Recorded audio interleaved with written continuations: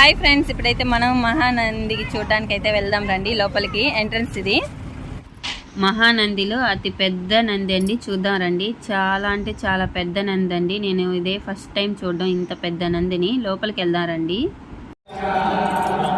ఏ room ఇది, మొత్తం ప్రతిధ్వని ఇది భలే ఉందండి. మనం నంది లోపలికి వచ్చాం. నంది లోపల ఉన్నాం మనము.